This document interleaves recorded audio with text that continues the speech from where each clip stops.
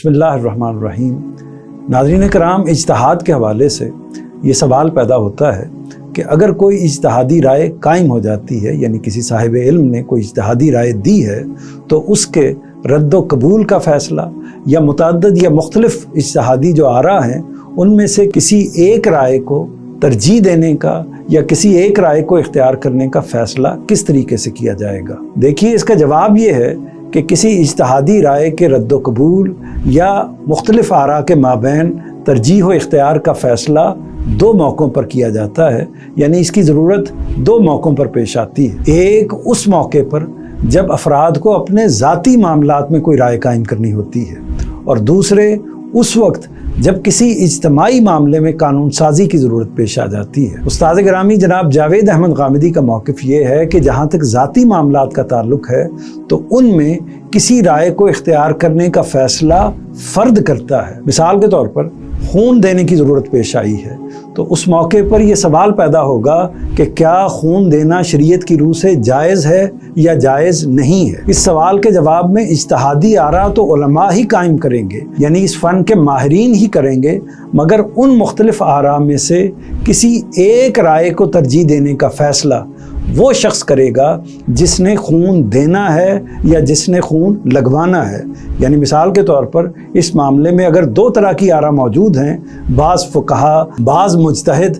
ये राय रखते हैं कि खून देना जायज़ है शरीयत की रूह से, और बाज़ फुक़हा या मुज्तहिद ये राय रखते हैं कि खून देना जायज़ नहीं है। तो ये दो मुख्तलिफ आरा अगर सामने आ जाती हैं तो फ़र्द ये फ़ैसला करेगा कि उसको फ़लाँ फ़लाँ दलाइल की बुनियाद पर इस राय को कबूल करना है और उस राय को कबूल नहीं करना। ये तो हो गया इनफरादी मामलात में इज्तिहादी आरा के नफाज का मामला। अब जहाँ तक इज्तिमाई सतह पर किसी इज्तिहादी राय को कानून की शक्ल देने का ताल्लुक़ है तो उसका इख्तियार सर तसर मुकम्मल तौर पर मुसलमानों के अरबाब हल्लो अक़्द को हासिल है, यानी उनके अरबाब इक़्तिदार को हासिल है। वो ख़ुद भी इज्तिहाद कर सकते हैं, किसी माहिर फ़न की राय को भी कानून की शक्ल दे सकते हैं और किसी आलम दीन के नुक्ता नज़र को भी कबूल कर सकते हैं। फ़ैसला बहरहाल उन्हीं को करना है, यानी मौजूदा ज़माने के लिहाज से देखा जाए तो इस मामले में फ़ैसला असल में पार्लियामेंट को करना है। पार्लियामेंट की अक्सरियत